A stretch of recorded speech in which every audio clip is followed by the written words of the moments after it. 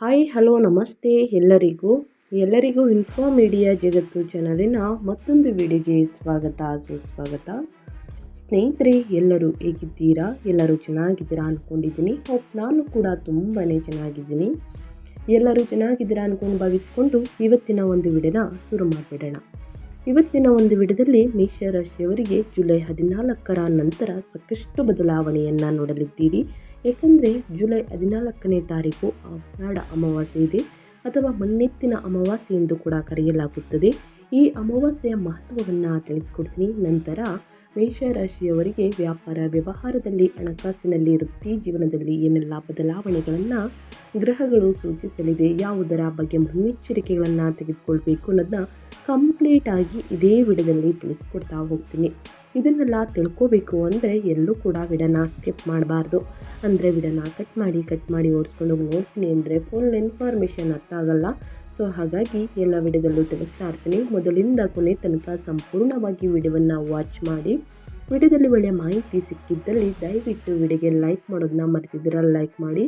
Subscribe ಆಗಿಲ್ಲ ಅಂದರೆ info ಮೀಡಿಯಾಗೆ subscribe ಆಗಿ ನಿಮ್ಮ ಅಭಿಪ್ರಾಯವನ್ನು ಕಮೆಂಟ್ ಬಾಕ್ಸಲ್ಲಿ ತಿಳಿಸಬಹುದು. ಯಾರೆಲ್ಲ ಸಬ್ಸ್ಕ್ರೈಬ್ ಮಾಡಿಕೊಂಡು ಪ್ರತಿನಿತ್ಯ ವಿಡಿಯೋ ವಾಚ್ ಮಾಡ್ತಿದ್ದೀರಾ ಅಂಥವರಿಗೆ ಥ್ಯಾಂಕ್ ಯು ಸೋ ಮಚ್ ಅಂತ ಹೇಳ್ತಾ ವಿಡಿಯೋದ ಕಡೆ ಗಮನ ಕೊಟ್ಬಿಡೋಣ. ಇದೇ ಜುಲೈ 14ರಂದು ಸ್ನೇಹಿತರೆ ಆಷಾಢ ಅಮಾವಾಸ್ಯೆ ಇದೆ, ಅಥವಾ ಮಣ್ಣೆತ್ತಿನ ಅಮಾವಾಸ್ಯೆ ಎಂದು ಕೂಡ ಕರೆಯಲಾಗುತ್ತದೆ. ಈ ಮಣ್ಣೆತ್ತಿನ ಅಮಾವಾಸ್ಯೆಯನ್ನು ಆಚರಿಸಲಾಗುತ್ತದೆ ಸ್ನೇಹಿತರೆ. ನಮ್ಮ ಹಿಂದೂ ಧರ್ಮದಲ್ಲಿ ಅತ್ಯಂತ ಪವಿತ್ರವಾದಂತಹ ದಿನ ಅಂತಲೇ ಹೇಳ್ಬೋದು ಈ ದಿನವನ್ನು. ಈ ದಿನದಂದು ಪಿತೃಗಳಿಗೆ ಅಂದರೆ ಮನೆತನದ ಹಿರಿಯರಿಗೆ ಪೂಜೆ ಮತ್ತು ತರ್ಪಣ ನೀಡುವುದರಿಂದ ಅವರ ಆತ್ಮಕ್ಕೆ ಶಾಂತಿ ಸಿಗುತ್ತದೆ ಮತ್ತು ಕುಟುಂಬಕ್ಕೆ ಅವರ ಆಶೀರ್ವಾದ ಸಿಗುತ್ತದೆ ಎಂಬ ಬಲವಾದ ನಂಬಿಕೆ ಕೂಡ ಅಪಾರವಿದೆ. ಅದೇ ರೀತಿ ಸಾಕಷ್ಟು ಜನರು ಕೇಳ್ತಿರ್ತೀರ, ಆಷಾಢ ಅಮಾವಾಸ್ಯೆಯ ಮಹತ್ವವನ್ನು ತಿಳಿಸ್ಕೊಡಿ, ಆಚರಣೆಯನ್ನು ತಿಳಿಸ್ಕೊಡಿ. ನಮ್ಮ ಹಿಂದೂ ಧರ್ಮದಲ್ಲಿ ಯಾವ ರೀತಿ ಪೂಜೆ ಪುನಸ್ಕಾರಗಳನ್ನು ಮಾಡಬೇಕು, ಯಾವ ರೀತಿ ಮಾಡಿದರೆ ಪರಿಹಾರ ಸಿಗಲಿದೆ, ಸಮಸ್ಯೆಗಳು ನಿವಾರಣೆಯಾಗಲಿದೆ ಅನ್ನೋದೊಂದಷ್ಟು ಕಮೆಂಟ್ಸನ್ನು ಮಾಡಿರ್ತೀರಾ ಸ್ನೇಹಿತರೆ. ಅಂಥವರಿಗೆ ಪಿತೃಪೂಜೆಯನ್ನು ಮಾಡಬೇಕಾಗುತ್ತದೆ. ಪೂರ್ವಜರಿಗೆ ಅಂದರೆ ಪಿತೃಗಳಿಗೆ ಎಳ್ಳು ಮತ್ತು ನೀರನ್ನು ಬಿಡುವುದರಿಂದ ಪಿತೃದೋಷ ನಿವಾರಣೆಯಾಗುತ್ತದೆ. ಈ ದೋಷಗಳು ಇದ್ದರೆ ಸ್ನೇಹಿತರೆ ಮನೆಯಲ್ಲಿ ಗೊಂದಲಗಳು, ಸಮಸ್ಯೆಗಳು, ಇನ್ನು ಶುಭ ಕಾರ್ಯಗಳು ನಡೆಯುವುದಿಲ್ಲ, ಅಡಚಣೆಗಳಿಂದ ನಿಂತು ಹೋಗುತ್ತದೆ. ನಿಮ್ಮ ಆರೋಗ್ಯದಲ್ಲೂ ಕೂಡ ಸಾಕಷ್ಟು ಏರುಪೇರನ್ನು ನೋಡಿರ್ತೀರ. ವ್ಯಾಪಾರ ವ್ಯವಹಾರದಲ್ಲಿ ಯಾವುದೇ ಕೆಲಸ ಕೈ ಹಿಡಿಯುವುದಿಲ್ಲ ಅಂತಲೇ ಹೇಳ್ಬೋದು. ಈ ಕಾರಣದಿಂದ ಸ್ನೇಹಿತರೆ ಈ ದಿನ ಪೂರ್ವಜರಿಗೆ ಪಿತೃಗಳಿಗೆ ಎಳ್ಳು ಮತ್ತು ನೀರನ್ನು ಬಿಡುವುದರಿಂದ ಪಿತೃದೋಷ ನಿವಾರಣೆಯಾಗುತ್ತದೆ ಅನ್ನುವುದು ಅಪಾರ ನಂಬಿಕೆ ಇದೆ ಅಂತಲೇ ಹೇಳಬಹುದು. ಅದೇ ರೀತಿ ದಾನ ಧರ್ಮ, ಈ ದಿನದಂದು ಬಡವರಿಗೆ ಅನ್ನ ಮತ್ತು ಬಟ್ಟೆ ಮತ್ತು ಇತರ ವಸ್ತುಗಳನ್ನು ದಾನ ಮಾಡುವುದು ಅತ್ಯಂತ ಶ್ರೇಷ್ಠವೆಂದು ಪರಿಗಣಿಸಲಾಗುತ್ತದೆ. ಇನ್ನು ನದಿಗಳಲ್ಲಿ ಸ್ನಾನವನ್ನು ಮಾಡುವುದಕ್ಕೆ ಆಗಲಿಲ್ಲ ಅಂದರೆ ಯಾವ ರೀತಿ ಮಾಡಬೇಕು ಅನ್ನೋದನ್ನ ಸಾಕಷ್ಟು ಜನರು ಕೇಳಿದ್ದೀರಾ. ಪವಿತ್ರ ನದಿಗಳಲ್ಲಿ ಸ್ನಾನ ಮಾಡುವುದು ಪಾಪಗಳನ್ನು ತೊಳೆದು ಮನಸ್ಸಿಗೆ ಶಾಂತಿ ಸಿಗುತ್ತದೆ. ಅದೇ ರೀತಿ ಗಂಗಾ ಜಲವನ್ನು ಬೆರೆಸಿ ನೀವು ಮಾಡುವಂತಹ ನೀರಿನ ಟಬ್ಬಿನಲ್ಲಿ ಸ್ನೇಹಿತರೆ ನೀರಿನಲ್ಲಿ ಗಂಗಾ ಜಲವನ್ನು ಬೆರೆಸಿ ಸ್ನಾನವನ್ನು ಮಾಡಬಹುದು. ಅಥವಾ 1 ಕಾಳು ಕಲ್ಲುಪ್ಪು ಅಡಿಗೆ ಅರಿಶಿಣವನ್ನು ಹಾಕಿ ಸ್ನೇಹಿತರೆ ಸ್ನಾನವನ್ನು ಮಾಡುವುದರಿಂದ ಪಾಪಗಳು ಮುಕ್ತಿಯಾಗುತ್ತದೆ, ಅಂದರೆ ತೊಳೆದು ಹೋಗುತ್ತದೆ, ಮನಸ್ಸಿಗೆ ಶಾಂತಿ ನೆಮ್ಮದಿ ಸಿಗಲಿದೆ ಅಂತಲೇ ಹೇಳ್ಬೋದು. ಈ ರೀತಿ ಕೂಡ ಮಾಡಬಹುದು. ಇನ್ನು ದೇವಸ್ಥಾನಕ್ಕೆ ಭೇಟಿಯನ್ನು ನೀಡಬೇಕಾಗುತ್ತದೆ. ಶಿವ ದೇವಾಲಯಗಳಿಗೆ ಭೇಟಿ ನೀಡಿ ವಿಶೇಷ ಪೂಜೆಗಳನ್ನು ಸಲ್ಲಿಸಿದರೆ ಸ್ನೇಹಿತರೆ ಸಮಸ್ಯೆಗಳು ಕ್ರಮೇಣವಾಗಿ ಕಡಿಮೆಯಾಗಲಿದೆ ಅಂತಲೇ ಹೇಳಬಹುದು. ಈ ದಿನದ ವೈಶಿಷ್ಟ್ಯಗಳ ಬಗ್ಗೆ ಹೇಳೋದಾದರೆ, ಮಣ್ಣಿನ ಅಮಾವಾಸ್ಯೆ. ಕರ್ನಾಟಕದ ಗ್ರಾಮೀಣ ಭಾಗಗಳಲ್ಲಿ ರೈತರು ಮಣ್ಣಿನಿಂದ ಮಾಡಿದ ಎತ್ತುಗಳನ್ನು ಪೂಜೆಯನ್ನು ಮಾಡುತ್ತಾರೆ. ಕೃಷಿ ಚಟುವಟಿಕೆಗಳು ಚೆನ್ನಾಗಿ ನಡೆಯಲಿ ಎಂದು ಪ್ರಾರ್ಥಿಸುತ್ತಾರೆ ಸ್ನೇಹಿತರೆ.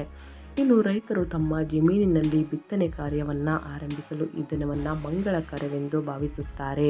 ಸೊ ಹಾಗಾಗಿ ಆಷಾಢ ಅಮಾವಾಸ್ಯೆ ಪೂಜೆ ವಿಧಾನದ ಬಗ್ಗೆ ಸಾಕಷ್ಟು ಮಾಹಿತಿಯನ್ನು ತಿಳಿಸ್ಕೊಟ್ಟಿದ್ದೀನಿ. ಇನ್ನು ಅದರ ಬಗ್ಗೆ ಇನ್ನೂ ಒಂದಷ್ಟು ಡೌಟ್ಸ್ ಇದೆ ಅಂತಂದರೆ ತಪ್ಪದೆ ಕಮೆಂಟ್ ಬಾಕ್ಸಲ್ಲಿ ಕಮೆಂಟ್ ಮಾಡಬಹುದು. ಖಂಡಿತವಾಗಿಯೂ ಪ್ರತಿಯೊಬ್ಬರಿಗೂ ಆನ್ಸರ್ ಮಾಡ್ತೀನಿ ಅಂತ ಹೇಳ್ತಾ, ಈ ದಿನದಿಂದ ಮೇಷರಾಶಿಯವರಿಗೆ ಏನೆಲ್ಲ ಅದೃಷ್ಟ ಕುಲಾಯಿಸಲಿದೆ, ಯಾವುದರ ಬಗ್ಗೆ ಎಚ್ಚರಿಕೆ ವಹಿಸಬೇಕು ಅನ್ನೋದನ್ನ ಕಂಪ್ಲೀಟಾಗಿ ಇದೇ ವಿಡಿಯೋದಲ್ಲಿ ತಿಳಿಸ್ಕೊಡ್ತಾನೆ ಹೋಗ್ತೀನಿ. ಇವಾಗೆಲ್ಲೂ ಕೂಡ ಸ್ಕಿಪ್ ಮಾಡ್ದೇ ಕೊನೆಯ ತನಕ ವಾಚ್ ಮಾಡಿ, ಒಳ್ಳೆಯ ಮಾಹಿತಿ ಸಿಗಲಿದೆ. ಹೆಚ್ಚು ಫ್ಯಾಮಿಲಿಗೆ ಫ್ರೆಂಡ್ಸ್ಗೆ ಈ ವಿಡಿಯೋವನ್ನು ಶೇರ್ ಮಾಡಿ. ಕಮೆಂಟ್ ಬಾಕ್ಸಲ್ಲಿ ಓಂ ಶ್ರೀ ಮಹಾಲಕ್ಷ್ಮಿ ನಮಃ ಅಂತ ಕಮೆಂಟ್ ಮಾಡಿ ಮಹಾಲಕ್ಷ್ಮಿಯ ಅನುಗ್ರಹದಿಂದ ಸುಖ ಸಂಪತ್ತು ನೆಮ್ಮದಿ ಹೆಚ್ಚಳವಾಗಲಿ ಅಂತ ಕೇಳ್ಕೊತಾ ಗಿಡದ ಕಡೆ ಗಮನ ಕೊಟ್ಟೋಗೋಣ ಬನ್ನಿ.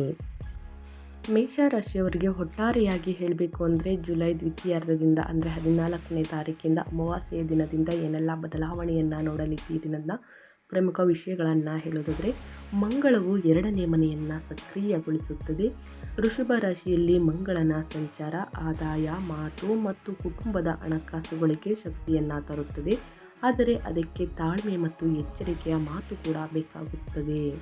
12ನೇ ಮನೆಯನ್ನು ಶನಿ ಪರೀಕ್ಷಿಸುತ್ತಾನೆ. ಮೀನರಾಶಿಯಲ್ಲಿ ಶನಿಯು ಖರ್ಚುಗಳು, ವಿದೇಶಿ ಸಂಪರ್ಕಗಳು, ನಿದ್ರೆ, ಪ್ರತ್ಯೇಕತೆ ಮತ್ತು ಆಧ್ಯಾತ್ಮಿಕ ಹಿಂತೆಗೆದುಕೊಳ್ಳುವಿಕೆಗೆ ಸಂಬಂಧಿಸಿದ ವಿಷಯಗಳಲ್ಲಿ ಶಿಸ್ತನ್ನು ಕೇಳುತ್ತಾನೆ. ಸ್ಥಿರ ಪ್ರಯತ್ನದ ಮೂಲಕ ನಿಧಾನ ಪ್ರಗತಿ ಇನ್ನೂ ಸಾಧ್ಯ. 5ನೇ ಮನೆಯ ಮೇಲೆ ಕೇತುವಿನ ಪ್ರಭಾವ ಬೀರುತ್ತದೆ. ಸಿಂಹರಾಶಿಯಲ್ಲಿರುವ ಕೇತು ಶಿಕ್ಷಣ, ಮಕ್ಕಳು, ಸೃಜನಶೀಲತೆ ಮತ್ತು ಬುದ್ಧಿವಂತಿಕೆಯಲ್ಲಿ ನಿರ್ಲಿಪ್ತತೆ ಅಥವಾ ಅನಿಶ್ಚಿತತೆಯನ್ನು ಸೃಷ್ಟಿಸಬಹುದು. ಆಧ್ಯಾತ್ಮಿಕ ಅಭ್ಯಾಸ ಮತ್ತು ಶಾಂತ ನಿರ್ಧಾರಗಳು ಸಹಾಯವನ್ನು ಮಾಡಲಿದೆ. ಇನ್ನು ಕಟಕ ರಾಶಿಯಲ್ಲಿ ಗುರುವಿನ ಸಂಚಾರ 4ನೇ ಮನೆಯಲ್ಲಿ. ಕಟಕ ರಾಶಿಯಲ್ಲಿ ಗುರುವು ಮನೆ, ಆಸ್ತಿ, ವಾಹನಗಳು ಮತ್ತು ಆಂತರಿಕ ಶಾಂತಿಯನ್ನು ಬಲಪಡಿಸುತ್ತದೆ. ಇದು ಜುಲೈ 2026ರ ಪ್ರಮುಖ ರಕ್ಷಣಾತ್ಮಕ ಅಂಶವಾಗುತ್ತದೆ ಅಂತಲೇ ಹೇಳಬಹುದು. ಒಟ್ಟಾರೆಯಾಗಿ ಹೇಳಬೇಕು ಅಂದರೆ ಸ್ನೇಹಿತರೆ, ಮೇಷರಾಶಿಯ ಸ್ಥಳೀಯರಿಗೆ ಜುಲೈ 2026 ಪ್ರಾಯೋಗಿಕ ಮತ್ತು ಪರಿವರ್ತನಾಶೀಲ ತಿಂಗಳು. 4ನೇ ಮನೆಯಲ್ಲಿ ಗುರುವಿನ ಬಲವಾದ ಬೆಂಬಲ ಬರುತ್ತದೆ. ಇದು ಮನೆ, ಆಸ್ತಿ, ವಾಹನಗಳು ಮತ್ತು ಆಂತರಿಕ ಶಾಂತಿಗೆ ಸಂಬಂಧಿಸಿದ ವಿಷಯಗಳನ್ನು ಸುಧಾರಿಸುತ್ತದೆ. ಅದೇ ಸಮಯದಲ್ಲಿ 2ನೇ ಮನೆಯಲ್ಲಿ ಸ್ನೇಹಿತರೆ, ಮಂಗಳವು ನಿಮ್ಮನ್ನು ಸಕ್ರಿಯ, ನೇರ ಮತ್ತು ಕೆಲವೊಮ್ಮೆ ತಾಳ್ಮೆ ಇಲ್ಲದವರನ್ನಾಗಿ ಮಾಡುತ್ತದೆ. 12ನೇ ಮನೆಯಲ್ಲಿ ಶನಿಯು ಆತುರದ ನಿರ್ಧಾರಗಳಿಗಿಂತ ನಿಧಾನ ಮತ್ತು ಸ್ಥಿರವಾದ ಕೆಲಸ ಉತ್ತಮ ಎಂದು ನಿಮಗೆ ನೆನಪಿಸುತ್ತದೆ. ಈ ತಿಂಗಳು ಪ್ರಗತಿಯನ್ನು ನೀಡಬಹುದು, ಆದರೆ ನೀವು ಧೈರ್ಯ ಮತ್ತು ತಾಳ್ಮೆಯನ್ನು ಸಂಯೋಜಿಸಿದಾಗ ಮಾತ್ರ ಫಲಿತಾಂಶಗಳು ಸ್ಥಿರವಾಗಿರುತ್ತದೆ. ಒಟ್ಟಾರೆಯಾಗಿ ಹೇಳಬೇಕು ಅಂದರೆ ಗ್ರಹಗಳ ಸಂಚಾರ ಮತ್ತು ಗ್ರಹಗಳ ಸ್ಥಾನ ಬದಲಾವಣೆಯಿಂದ ಒಂದಲ್ಲ ಒಂದು ರೀತಿಯಲ್ಲಿ ಸಮಸ್ಯೆಗಳು, ಒಂದಲ್ಲ ಒಂದು ರೀತಿಯಲ್ಲಿ ಅದೃಷ್ಟವನ್ನು ನೋಡಲಿದ್ದೀರಿ. ಅದೇ ರೀತಿ ಸ್ನೇಹಿತರೆ, ಯಾವುದರ ಬಗ್ಗೆ ಎಚ್ಚರಿಕೆ ವಹಿಸಬೇಕು ಅನ್ನೋದನ್ನ ಕಂಪ್ಲೀಟಾಗಿ ಮೊದಲನೇದಾಗಿ ತಿಳಿಸ್ಕೊಡೋದಾದರೆ, ಕುಟುಂಬ ಮತ್ತು ವೈಯಕ್ತಿಕ ಸಂಬಂಧಗಳ ಬಗ್ಗೆ. ಇದೇ ಜುಲೈ 14ರಿಂದ ಆಷಾಢ ಅಮಾವಾಸ್ಯೆ ಅಥವಾ ಮಣ್ಣೆತ್ತಿನ ಅಮಾವಾಸ್ಯೆ ದಿನದಿಂದ ಏನೆಲ್ಲ ಫಲಿತಾಂಶವನ್ನು ನೋಡಲಿದ್ದೀರಿ ಕುಟುಂಬದ ಬಗ್ಗೆ ಅನ್ನೋದನ್ನ ನೋಡೋದಾದರೆ, ಮನೆಯ ವಿಷಯಗಳು ಸುಧಾರಿಸುತ್ತವೆ ಮತ್ತು ಆಸ್ತಿ ಅಥವಾ ವಾಹನದ ಬಗ್ಗೆ ಚರ್ಚೆಗಳು ಮುಂದುವರಿಯಬಹುದು. ತಿಂಗಳ ಆರಂಭದಲ್ಲಿ ಶುಕ್ರ ರಾಶಿ ಬದಲಾವಣೆ ಮಾಡುವುದರಿಂದ ಭಾವನಾತ್ಮಕವಾಗಿ ಉಷ್ಣತೆ ಹೆಚ್ಚಾಗಲಿದೆ. ಆದರೆ 5ನೇ ಮನೆಯಲ್ಲಿ ಕೇತು ಶಿಕ್ಷಣ, ಮಕ್ಕಳು, ಸೃಜನಶೀಲತೆ ಮತ್ತು ಬುದ್ಧಿವಂತಿಕೆಗೆ ಸಂಬಂಧಿಸಿದ ವಿಷಯಗಳಲ್ಲಿ ದೂರ ಅಥವಾ ಗೊಂದಲವನ್ನು ಉಂಟು ಮಾಡಬಹುದು. ಆದಷ್ಟು ಮೃದುವಾಗಿ ಮಾತನಾಡಿ ಮತ್ತು ಪ್ರತಿಯೊಂದು ಸಣ್ಣ ವಿಷಯವನ್ನು ಚರ್ಚೆಯಾಗಿ ಪರಿವರ್ತಿಸಬೇಡಿ. ನೀವು ಮೊದಲು ಕೇಳಿಸ್ಕೊಳ್ಳಿ, ಅಂದರೆ ಮೊದಲು ಆಲಿಸಿ ನಂತರ ಪ್ರತಿಕ್ರಿಯಿಸಿದಾಗ ವೈವಾಹಿಕ ಮತ್ತು ಕುಟುಂಬ ಸಾಮರಸ್ಯ ಸುಧಾರಿಸುತ್ತದೆ. ಇನ್ನು ಅದೇ ರೀತಿ ಸ್ನೇಹಿತರೆ, ಮನೆಯಲ್ಲಿ ಅಡಚಣೆಯಿಂದ, ತೊಂದರೆಯಿಂದ ನಿಂತು ಹೋಗಿದ್ದಂತಹ ಶುಭ ಕಾರ್ಯಗಳು ಮತ್ತೆ ಪ್ರಾರಂಭಗೊಳ್ಳುವುದಕ್ಕೆ ಸಾಧ್ಯವಾಗಲಿದೆ. ಒಂದೊಂದಾಗಿ ಮನೆಗೆ ಹೊಸ ವ್ಯಕ್ತಿಯ ಆಗಮನ ಅಂತಲೇ ಹೇಳಬಹುದು ಸ್ನೇಹಿತರೆ. ಇದರಿಂದ ಸಾಕಷ್ಟು ಅದೃಷ್ಟವನ್ನು ನೋಡಲಿದ್ದೀರಿ. ಆದರೆ ಸಣ್ಣ ಪುಟ್ಟ ವಾದ ವಿವಾದಗಳನ್ನು ಅಲ್ಲಿಗಲ್ಲೇ ಬಗೆಹರಿಸಿಕೊಳ್ಳಿ. ದೊಡ್ಡ ಜಗಳವನ್ನು ಆಡುವುದಕ್ಕೆ ಹೋಗಬೇಡಿ. ಇದರಿಂದ ಮನಸ್ಸಿನಲ್ಲಿ ಬಿರುಕು ಮೂಡುವಂತಹ ಸಾಧ್ಯತೆ ಉದ್ಭವಿಸಬಹುದು. ಇನ್ನು ಅದೇ ರೀತಿ ವಿದ್ಯಾರ್ಥಿಗಳ ಬಗ್ಗೆ ಹೇಳೋದಾದರೆ, ಅವರ ವಿದ್ಯಾಭ್ಯಾಸದಲ್ಲಿ ಏನೆಲ್ಲ ಬದಲಾವಣೆ ಕಂಡು ಬರಲಿದೆ, ಯಾವುದರ ಬಗ್ಗೆ ವಿದ್ಯಾರ್ಥಿಗಳು ಎಚ್ಚರಿಕೆ ವಹಿಸಬೇಕು ಅಂದರೆ, ಸೃಜನಶೀಲತೆ ಪ್ರಬಲವಾಗಿದೆ, ಆದರೆ ಕೇತುವಿನಂತಹ ನಿರ್ಲಿಪ್ತತೆಯು ಏಕಾಗ್ರತೆಯನ್ನು ಕಡಿಮೆ ಮಾಡುತ್ತದೆ. ಧ್ಯಾನ ಮತ್ತು ಪರಿಷ್ಕರಣೆ ಸಹಾಯವನ್ನು ಮಾಡುತ್ತದೆ. ಬುಧನ ಚಲನೆಯು ಪರಿಷ್ಕರಣೆ, ಚರ್ಚೆ ಮತ್ತು ಲಿಖಿತ ಅಭ್ಯಾಸದ ಮೂಲಕ ಕಲಿಕೆಗೆ ಸಹಾಯವನ್ನು ಮಾಡುತ್ತದೆ. ಸ್ಪರ್ಧಾತ್ಮಕ ಪರೀಕ್ಷೆಗಳಿಗೆ ತಯಾರಿ ನಡೆಸುವಂತಹ ವಿದ್ಯಾರ್ಥಿಗಳು ನಿಗದಿತ ವೇಳಾಪಟ್ಟಿಯನ್ನು ಕಾಯ್ದುಕೊಳ್ಬೇಕು. ಇತರರೊಂದಿಗೆ ಹೋಲಿಕೆ ಮಾಡುವುದನ್ನು ಆದಷ್ಟು ತಪ್ಪಿಸಿ. ಒಂದೊಂದೇ ವಿಷಯವನ್ನು ಪೂರ್ಣಗೊಳಿಸುವತ್ತ ಗಮನ ಹರಿಸಿ. ಶಿಕ್ಷಕರು, ಹಿರಿಯರು ಅಥವಾ ಮಾರ್ಗದರ್ಶಕರ ಮಾರ್ಗದರ್ಶನ ಈ ತಿಂಗಳು ತುಂಬ ಉಪಯುಕ್ತವಾಗಬಹುದು. ಜೊತೆಗೆ ಸ್ನೇಹಿತರೆ, ನಿಧಾನವಾಗಿ ಆಲೋಚಿಸಿ ಬರೆಯುವುದು ಬಹಳ ಮುಖ್ಯ. ಆತುರದ ನಿರ್ಧಾರಗಳು ಕುಳಿತಲ್ಲ ವಿದ್ಯಾರ್ಥಿಗಳಿಗೆ.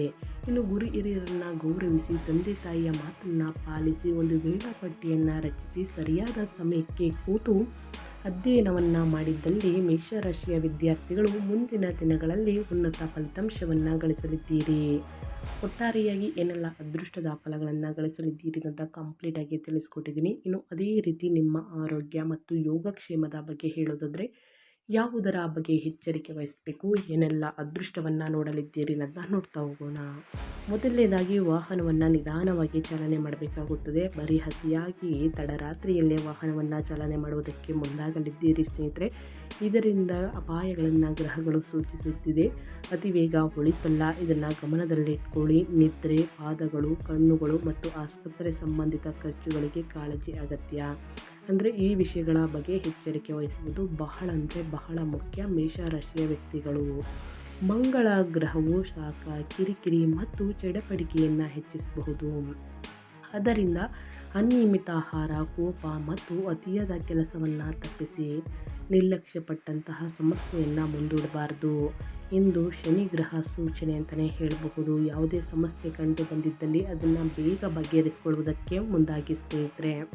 ನಿಯಮಿತ ನಿದ್ರೆಯನ್ನು ಮಾಡಿ, ವಾಕಿಂಗನ್ನು ಮಾಡಿ, ಮೆಡಿಟೇಷನನ್ನು ಮಾಡಿ, ಪ್ರಾಣಾಯಾಮವನ್ನು ಮಾಡಿ. ಸರಳ ಆಹಾರವು ಸಹಾಯವನ್ನು ಮಾಡುತ್ತದೆ. ಸೊ ಹಾಗಾಗಿ ಹಸಿರು ತರಕಾರಿ, ಹಣ್ಣು ಹಂಪಲುಗಳನ್ನು ಚೆನ್ನಾಗಿ ಸೇವಿಸುವುದು ಬಹಳ ಮುಖ್ಯ.